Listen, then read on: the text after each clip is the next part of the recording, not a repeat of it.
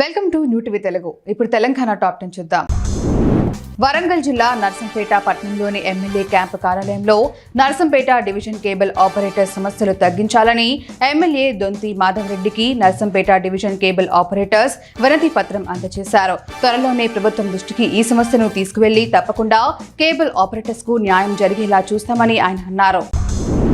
సంగారెడ్డి మండలం పోతిరెడ్డిపల్లి జిల్లా పరిషత్ పాఠశాలలో శానిటేషన్ వర్కర్లకు అవగాహన కార్యక్రమం నిర్వహించారు.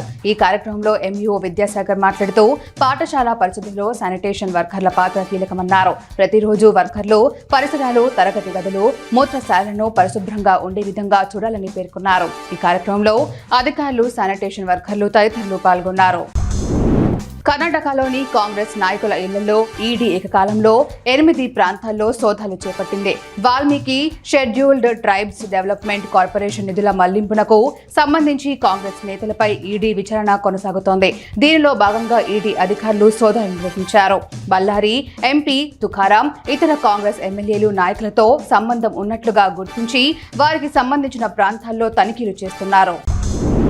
గ్రేటర్ కాంగ్రెస్ సీనియర్ నాయకులు నెమలి అనిల్ కుమార్ ఆధ్వర్యంలో ఉప్పల్ ఇన్ఛార్జి మందముల పరమేశ్వర్ రెడ్డి సహకారంతో ఇందిరమ్మ మహిళా శక్తి పథకం ద్వారా మల్లాపూర్ డివిజన్ మైనార్టీ లబ్ధిదారులకు ఉచిత కుట్టు మిషన్లు పంపిణీ చేయడం జరిగింది. ఈ సందర్భంగా మహిళా మైనార్టీ సోదరీమణులు తమకు అండగా నిలిచిన కాంగ్రెస్ ప్రభుత్వం పట్ల హర్షం వ్యక్తం చేసి తెలంగాణ ముఖ్యమంత్రి రేవంత్ రెడ్డికి, ఉప్పల్ ఇన్ఛార్జి మందముల పరమేశ్వర్ రెడ్డికి హృదయపూర్వక ధన్యవాదాలు తెలియజేశారు.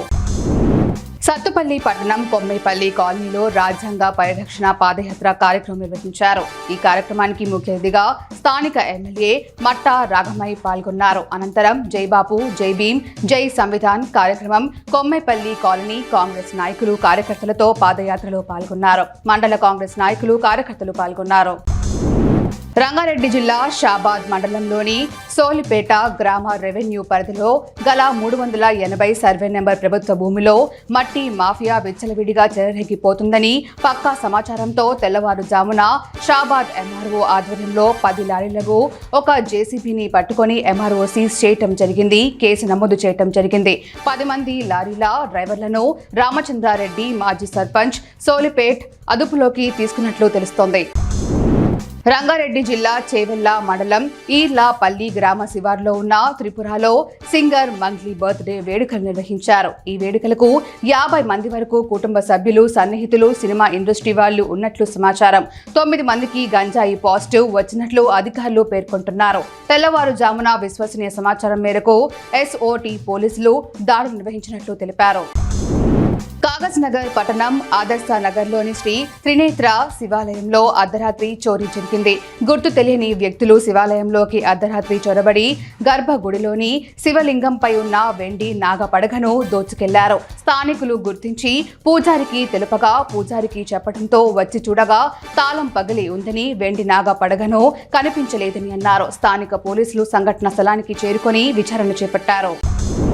కాళేశ్వరంపై కమిషన్ విచారణకు హాజరైన కేసీఆర్ కి సంఘీభావంగా బీఆర్కే భవన్ వద్దకు బీఆర్ఎస్ వర్కింగ్ ప్రెసిడెంట్ కేటీఆర్ కార్యకర్తలు వేలాదిగా చేరుకున్నారు. భవన్ ఎదుట ప్రభుత్వం, సీఎం రేవంత్ రెడ్డికి వ్యతిరేకంగా నినాదాలు చేశారు. అక్కడ పరిస్థితి అదుపు తప్పకుండా పోలీసులు బందోబస్తు నిర్వహించారు. అటు కేసీఆర్ వినతి మేరకు కమిషన్ ఓపెన్ కోర్టు విచారణ కాకుండా ఇన్ కెమెరా ఎంక్వైరీ చేపట్టింది. ముందస్తు వర్షాకాల శానిటేషన్ ప్రత్యేక డ్రైవ్ కార్యక్రమం తార్నకలోని డిప్యూటీ మేయర్ క్యాంపు కార్యాలయం వద్ద ఘనంగా ప్రారంభమైంది. ఈ కార్యక్రమానికి గ్రేటర్ హైదరాబాద్ నగర డిప్యూటీ మేయర్ మోతే శ్రీలత శోభన్ రెడ్డి, టీటీయూసీ రాష్ట్ర అధ్యక్షుడు మోతే శోభన్ రెడ్డి ముఖ్య అతిథులుగా హాజరై శుభారంభం చేశారు. డిప్యూటీ మేయర్ శానిటేషన్ వాహనాలకు జెండా ఊపి కార్యక్రమాన్ని ప్రారంభించి మాట్లాడుతూ వర్షాకాలంలో ప్రజల ఆరోగ్యాన్ని కాపాడడానికి శానిటేషన్ కార్యక్రమాలు అత్యవసరమన్నారు.